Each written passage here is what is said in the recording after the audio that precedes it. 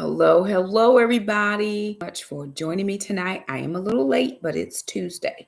So remember, on Tuesdays I have church, and tonight was our the church's 18th year anniversary. So we have been a church for 18 years, and we had a service tonight for that recognition, kind of like a little celebration thing.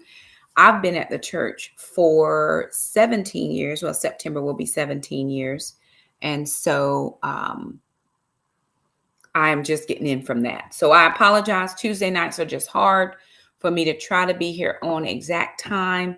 But I always want to go ahead and do the recording simply because you can always catch it. You can always catch the replay. So thank you so much for those of you who are joining me. I appreciate that. Also, those of you who are joining me on my my First Love Ministries YouTube channel, I do appreciate you so very much. If you do not know what I'm talking about, I have a YouTube channel called First Love Ministries with Shakima Wilson, and I'm trying to get not only subscribers up on that channel, but also watch time so that I can monetize there as well. So if you are feeling led to watch me over there, I would appreciate it. You can watch on the One Mom, it's perfectly fine, but I really need the watch hours on the other channel so that I can monetize. So we're moving forward, right? We are doing the Love Dare, 40 Days of Love. I pulled my book out. It's called The Love Dare. This is by the Kendrick brothers, based on a movie called Courageous that came out like in 2008. So 17 years later, we're still talking about this. Some of us are anyway. Some of us have moved on. We have decided that love was not worth it. We are probably on our third or fourth marriage by now since then, because the way we trade in spouses is like trading in new cars or for a new car. And that's kind of what we're going to be talking about today. But I do want to recap for you guys day 10, because today was day 10. So when I come on, for those of you who are joining me for the very first time, my name is Pastor Shakima. Hey, y'all, how you doing? I have a ministry called First Love Ministries with Shakima Wilson. It is a virtual ministry. We have women all across the world who join us for our ministry on Saturday mornings. I don't do it on Saturday mornings because of any specific thing, except that is the time that I have available, and that's the time that God told me to do it. So that's when I do it. And most people have their own separate church services on Sundays. And so it's not to be in competition with that. Saturday mornings just works for my schedule. And so we have women all across the world who are under two arms of the ministry. We have Daughters of Grace, which are my seasoned saints. Those ladies are in their 70s, 60s, and 70s. And then we have Titus 2 women, and that is a mixture of women, all ages and from all places. We have several continents. We have several countries that are also represented in our Titus 2 women's group. And so I'm very thankful for that. Now, with that being said, when you join me at night, 9:30, whatever time at night, when you join me at night, we're going to briefly recap your dare of the day and then prep the dare for the next day. So we're going to recap day 10, which I have that dare pulled up. Okay. And then we're prepping for day 11. So we'll go over what you're supposed to do for tomorrow so that when tomorrow comes, you'll be ready to go. Now, if you're catching the videos late, that's no problem. Then you're probably going to be like a day behind us. It's perfectly fine. Just start at day 1, right? Go back, start at day 1, because it all compounds on each other. It starts with your marriage evaluation. If you have not taken the marriage evaluation, let me encourage you, because it does show you where you're starting, right? Most of us think we are much higher than we are. It's out of 1,000 points. It's like a 35 question survey, and you're going to get a score. Now, at the end of that, it's going to give you the option to either print your results, or at least you can see them, or download them so that you can have them. What I did was I took my results, I wrote them out in my book so that I would know what I was dealing with, because I always want to go back and look at or see how much I've grown, right? So I just wrote all of my information out, and then I went in and wrote my scriptures on each day. And I wrote whether that was affection day and appreciation day, whether it was an attention day, an allowing day, apology day, or an abiding day. And so as I know that, then I know what scriptures go with those days. And then I can be praying those scriptures or reading those scriptures or what have you. So I always, for me, information is power, right? Knowledge is power. I want to know the things. Okay, so today was day 10. It was an acceptance day where we talked about love is unconditional. Your dare of the day, y'all chime in and let me know where you're chiming in from. Do a favor, go ahead and like the video. If you like it, please, please, please thumbs up the video and then share. Let's share ahead of time. That way people aren't catching us on the back end when we're already done. Let's go ahead and have people join us now. So if you would be so kind as to share this video out to your social media platforms, that would be extremely helpful. At the very least, if you would like the video, that does help get us out into the algorithm. All right. So your dare for today was do something out of the ordinary for your spouse. Something that proves to you and to them that your love is based on your choice and nothing else. Wash your car, clean the kitchen, buy his favorite dessert, fold the laundry, demonstrate love to them for the sheer joy of being their partner in marriage. Did anybody do today's dare? Now, remember what I've said all along.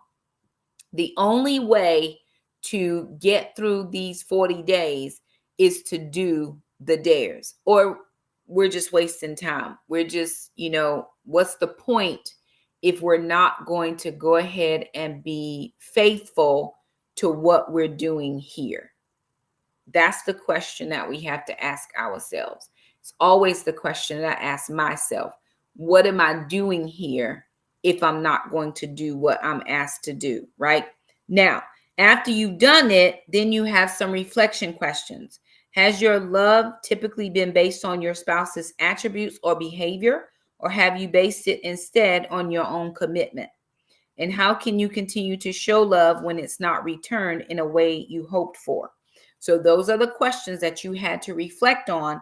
And then at the bottom of page 49, it gives you a verse, Psalms 32:10. He who trusts in the Lord loving kindness shall surround him.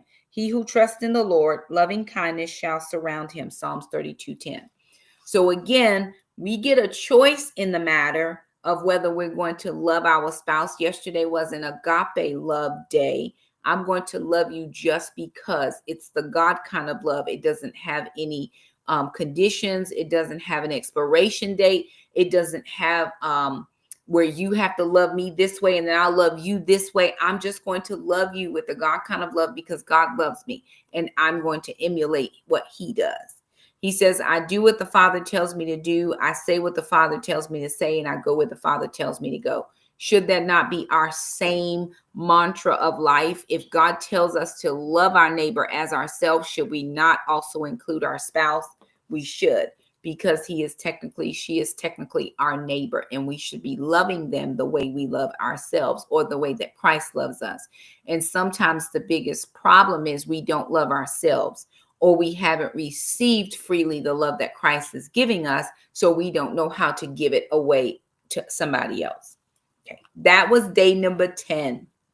So I do hope y'all, we're a fourth of the way through, right? 10 days in, that's a fourth of the way. We have 30 more days. So every 10th day is another quarter, right? So we're a fourth of the way through. We have 30 more days. Tomorrow starts the countdown. Day 11, love cherishes. This is an affirmation day. Tomorrow, day 11, is an affirmation day. And we have several verses. We have Ephesians 4:29. I'm just going ahead and read those verses for you. I'm going to try not to keep you long. And if you can't stay, that's perfectly fine. Just go ahead and we'll catch you back. You can catch the replay. I 100% am filming this for the replay. Okay, so Ephesians 4:9 29, I'm sorry, 429.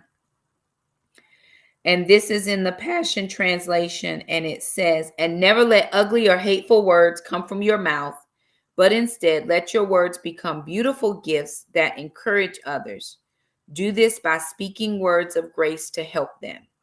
Philippians 4:8. We all know Philippians 4:6, 7, and 8, where it talks about be anxious for nothing.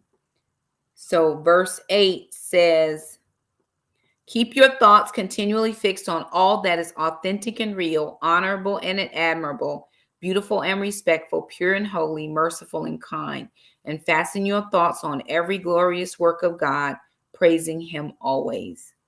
Then you have Romans 12:10. So remember, tomorrow is an affirmation day. So Romans 12:10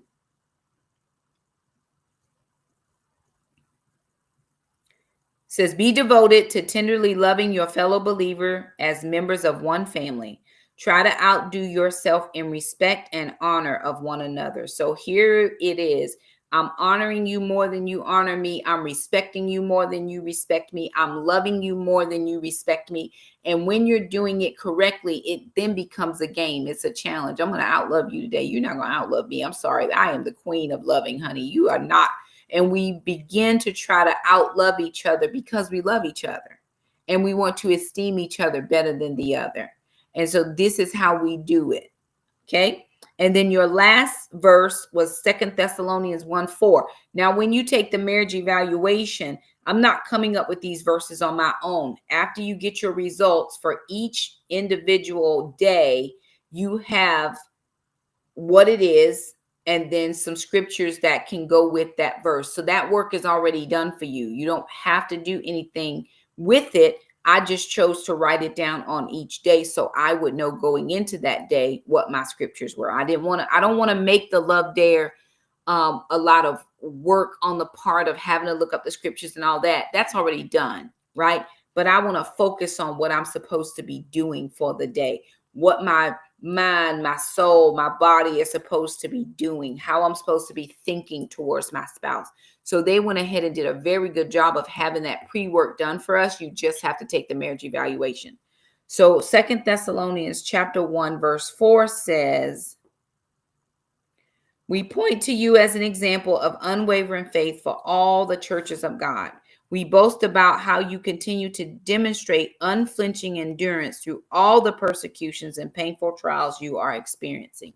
So those are all of your scriptures for day 11, which is affirmation. Ephesians 5:28 says, "Husbands ought also to love their own wives as their own bodies," because none of us would treat our bodies bad on purpose. So if I wouldn't treat my body bad on purpose, then I shouldn't be treating my spouse bad on purpose. Does that make sense? Because if you understand, and the two shall become one flesh, then whatever I do to them, I am in turn doing to myself. Because we are now joined together. We are no longer two people. We are now one solid unit, one person, two whole people coming together to make one solid unit. Whatever I do to me, they're going to feel. Or whatever I do to them, or whatever they do to themselves, I'm going to feel. Anybody who self-harms, you're not just hurting you, you're hurting everybody around you. We all suffer when you suffer. Anybody that's suffering from depression or anxiety and those types of things that you just can't settle your mind. Those of us who are we're going through it with you. We may not physically be feeling the pain, but we physically feeling the pain. We feel for you. We have compassion towards you. If I could, you've heard many people say this, I would take this pain from you if I could, so you wouldn't have to experience it. Does that make sense? I was watching a girl on TikTok when I first started watching TikTok, so it's been a minute ago, and she was going through cancer. She was young. She was not old at all. I think she had like a 2-year-old, 3-year-old, something like that. Her and her husband hadn't been married very long. And here this man is, he is watching his wife waste away. And I don't know if she had a brain tumor. I think she had a brain tumor. Don't get me quoting the wrong things, but something was wrong. She had cancer.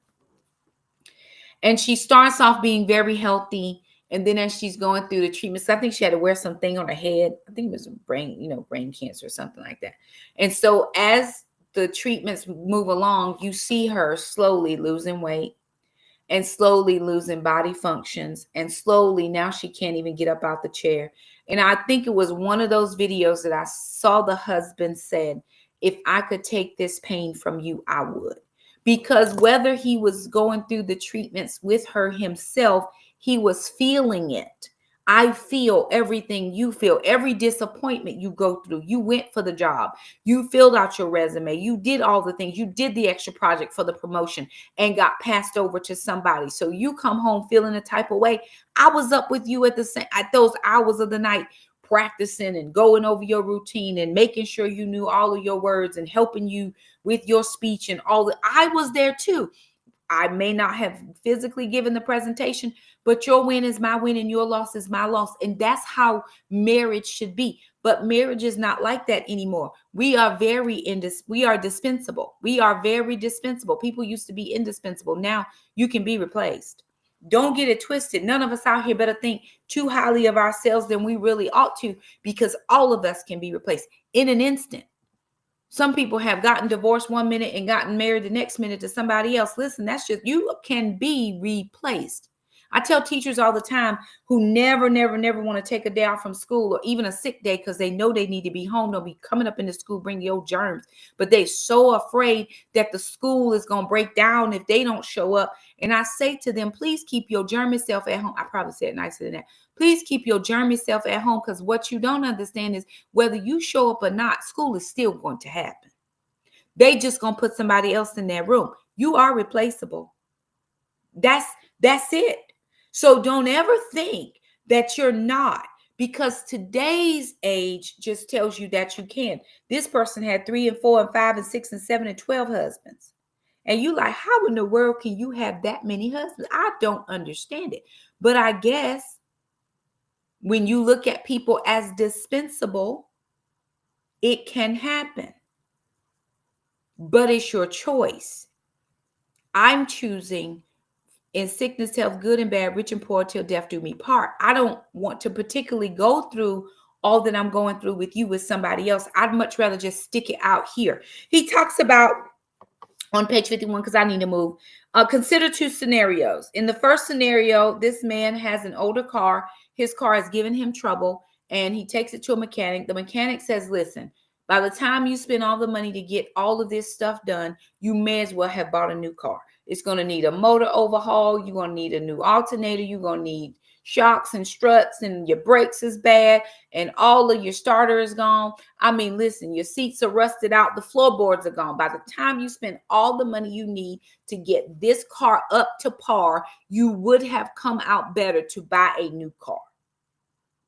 And the man says, you know what? On the balance, I think you're right. I don't want to spend money. I don't want to invest into this old thing. So I'm going to go get the new shiny toy. What we failed to remember is that the old car was a new car when we first got it. It might have even just been new to us, but it was still very new when we got it.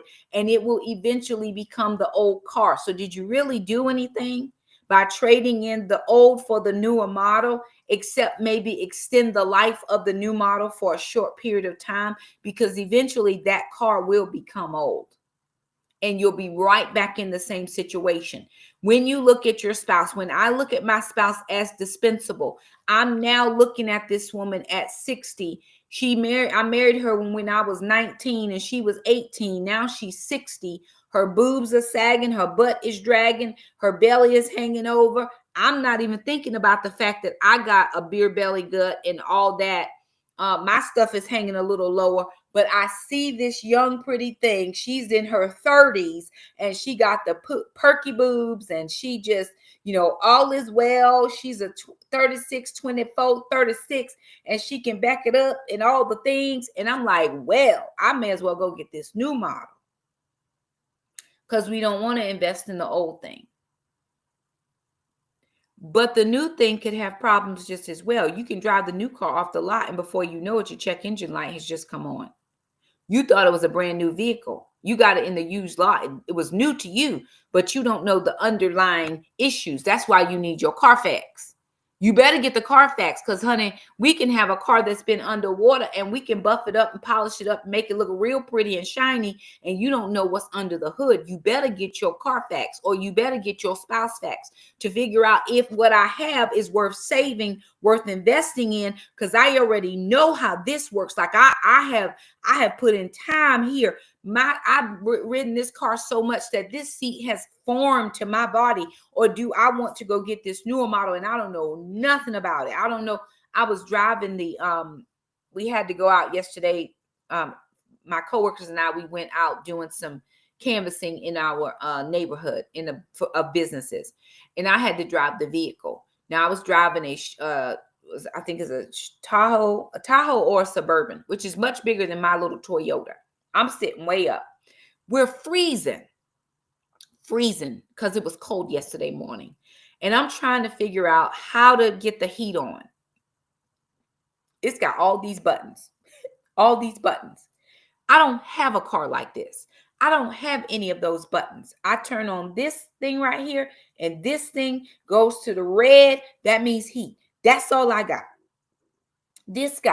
This button over here, it's got a screen, and you can hit something on the screen. Child, I was about to be frozen in that car. But luckily for me, my coworker got in, and she has all this in her car. So she was able to fix it and do all the things. And I'm still thinking, if I were in my Toyota, I would be warm by now, because I know how to make this thing. I know how to heat up my car. I've been with my car long enough. I've been with my spouse long enough to know them, their idiosyncrasies, their likes, their dislikes, to know what makes them feel good, to know what makes them feel bad. Do I really want to spend the next, I don't know, 18, 24, maybe 46 months, whatever, 48 months, knowing somebody that I know for sure is not going to stay with me? Because as soon as they can find somebody else that makes more money than them, they're going to now become the sugar daddy, and I'm going to be the sourpuss. Do I not understand that fact? And that's what happened in that first scenario. He says, then another man, an engineer, accidentally crushes his hand in a piece of equipment. He rushes to the hospital, has it x-rays. He finds numerous broken bones. But what he does is he takes his hard-earned cash. He's been saving up this nest egg, but I need my hand. In order to perform my job duties, I need my hand. So what I'm going to do is I'm going to take that money I've been saving. Yeah, I've been saving it for whatever. But now I'm going to invest it. I'm going to have the surgery. They're going to put the little bones back together, the little screws and all the things. They're going to fix me right on up.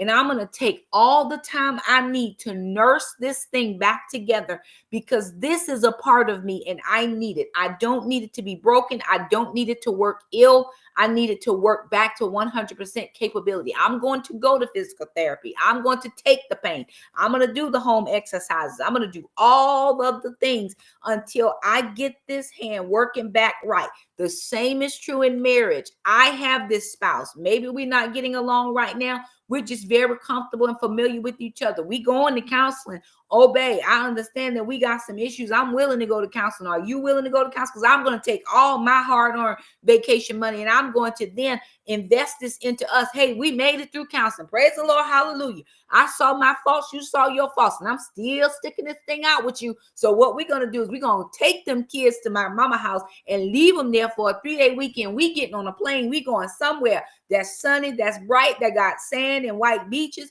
We're going to put on our bathing suits and we're going to sit out and we just going to hold hands. This new hand that I got fixed. We just going to hold hands. We're going to cherish each other. We're going to love each other. I'm going to stroke your face. You're going to stroke my cheek. We're going to do all of the things that are going to cause us to stick in and say, hey, I don't want a newer model, because you got to work. You got to train them people. I'm not trying to train young people. I need somebody that can stick with me. Babe, I know how you work. You know how I work. You know what I'm thinking. I know what you're thinking. Hey, I'm sticking in with you.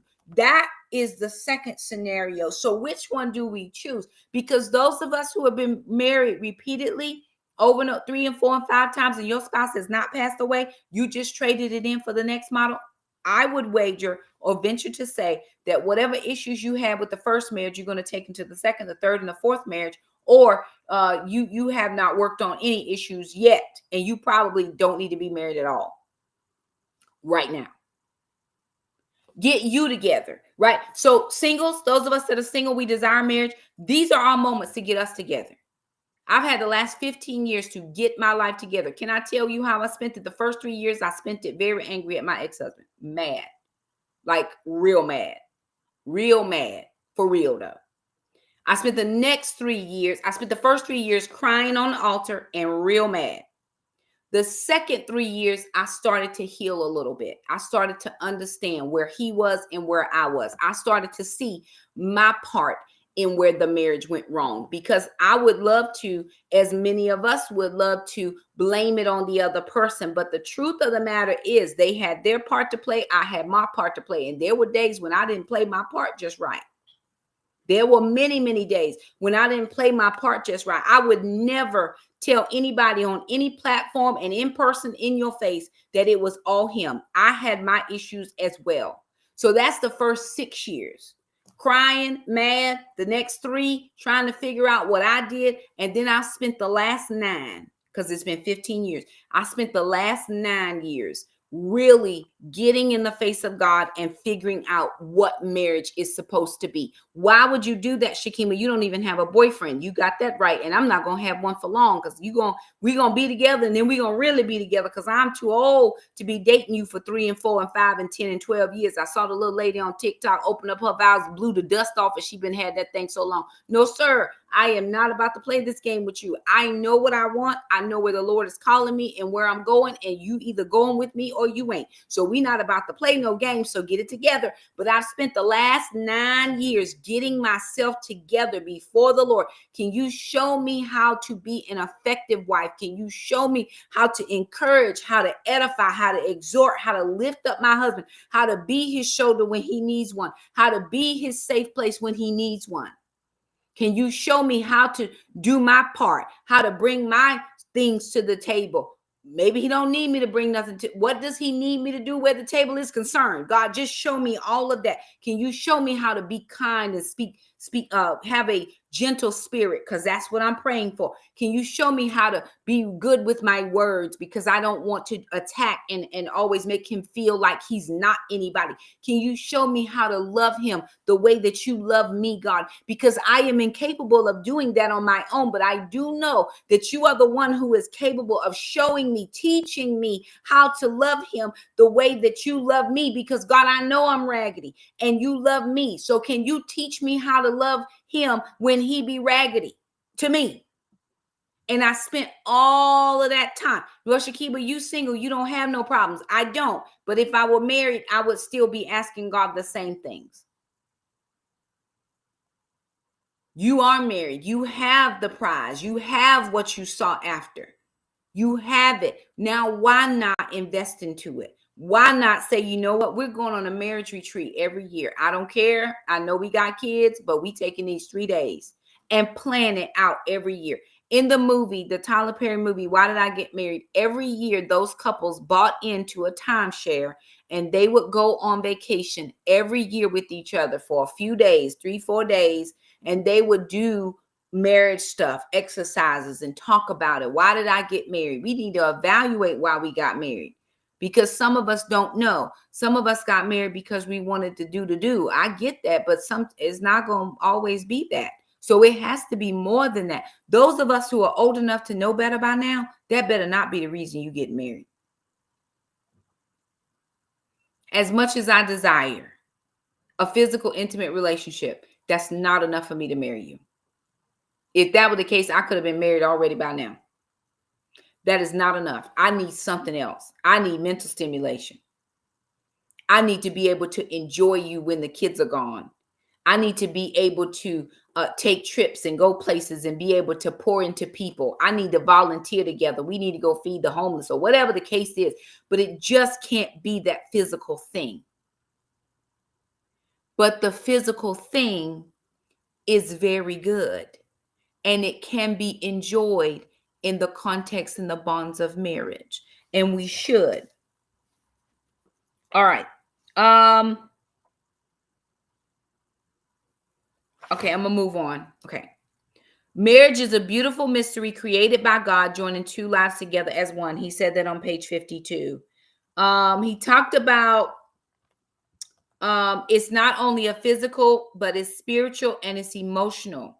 You start off sharing the same house, the same bed, the same last name. You identify as individuals, but now you're joined together as one. But somewhere along the way, you experience disappointment and pain. Your relationship gets broken.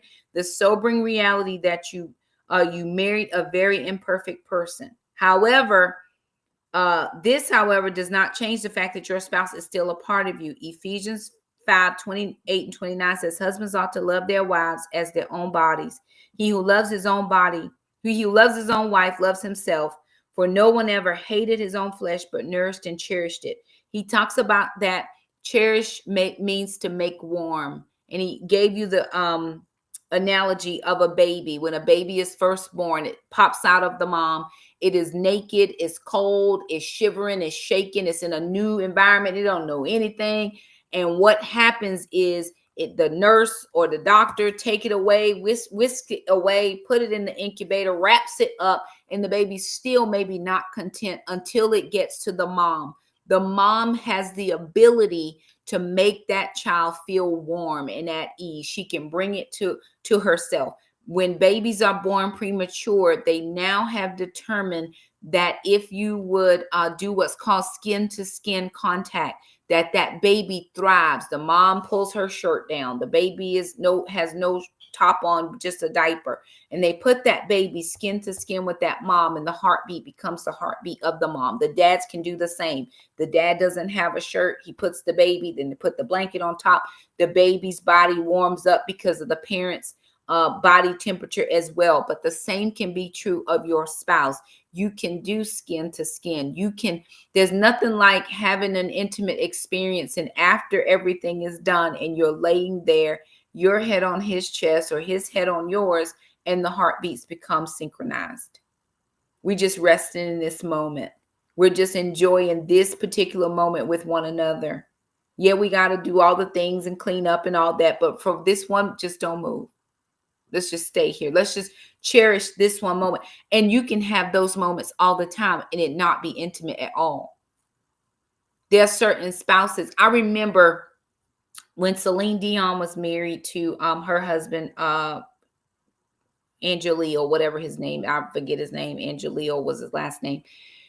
Whenever she would go on stage, when he got sicker and he could no longer travel with her. Whenever she went on stage, and nobody knew this but them, she would do some type of she would pull her ear, or she would touch her nose, or she would do something.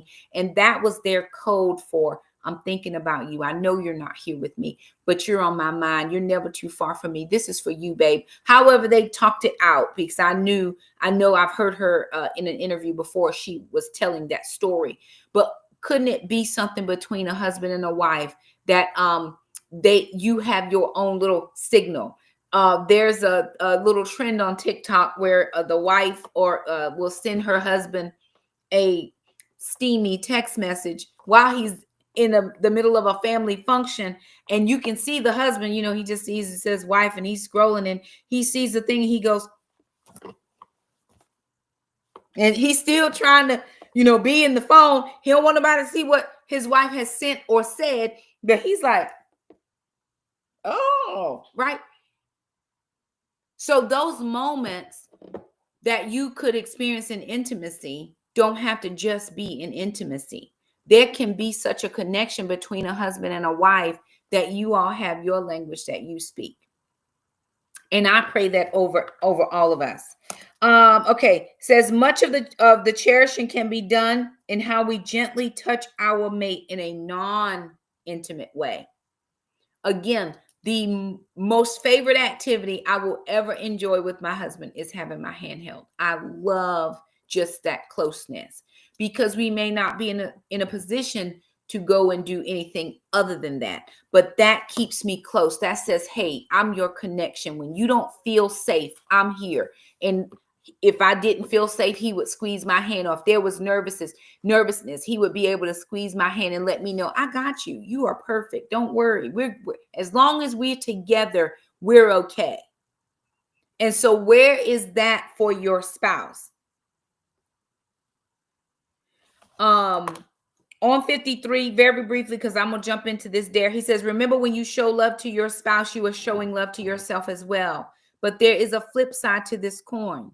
When you mistreat your mate, you are also mistreating yourself. Think about it. Your lives are now interwoven together. Your spouse cannot experience joy or pain, blessing or curse without it also affecting you. So when you attack your mate, it's like attacking your own body.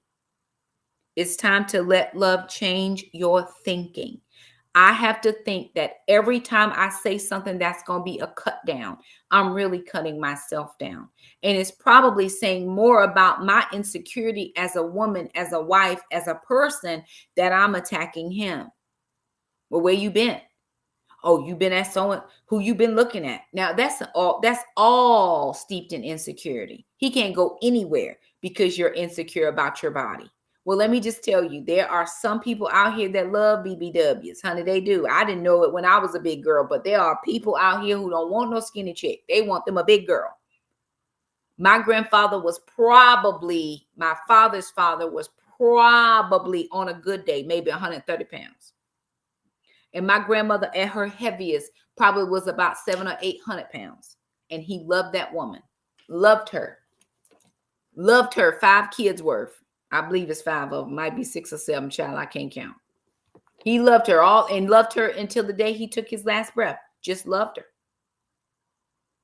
So don't let insecurity have you lashing out at your spouse, but don't let your spouse be insecure. Find ways to make them feel cherished and warm and valuable. Girl, you looking so good in that dress. Oh my God. Oh, girl.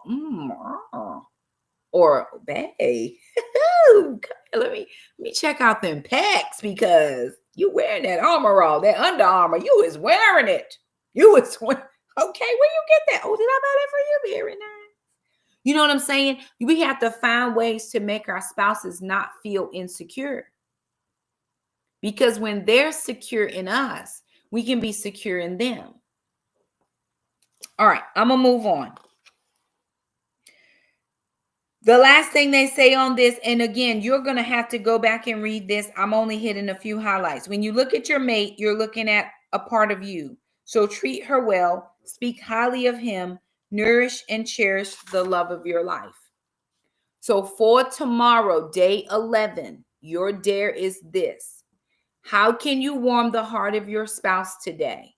Look for opportunities to bring warmth to the coldness in his or her life. If possible, give them an unexpected tender touch. Choose a gesture that says, I cherish you, and do it with sincerity. So that's your dare for tomorrow. A verse for you is answering him. Jesus said, what do you want me to do for you? That's Mark 10:51. For some of us, this is hard. Physical touch is not our area. So I would pray, Lord, please allow me to be able to find a way to bring warmth to my spouse. God, you know I don't love physical touch, but if that's what my spouse needs, help me to be able to meet the need that they have, that they might not feel insecure. Can I tell you this? The most insecure person is a person who has physical touch as one of their primary love languages, and their spouse never touches them except in the intimate way. Like we're never getting touched. I remember wanting to hug my husband when I was married. He was not a physical touch person. And I spent years trying to figure out what was wrong with me. And I would go in to hug him or kiss him, and he would put his hands up between us. And I always wondered, what's wrong with me? Do I smell bad? Is my breath, why would he do that? It just wasn't his love language. But he was hurting me by not loving me the way I needed to be loved. And so if we figure out what our spouses need and we try to meet the need on a semi-regular basis and not make the spouse beg you to love you in your language, marriages would be so much better.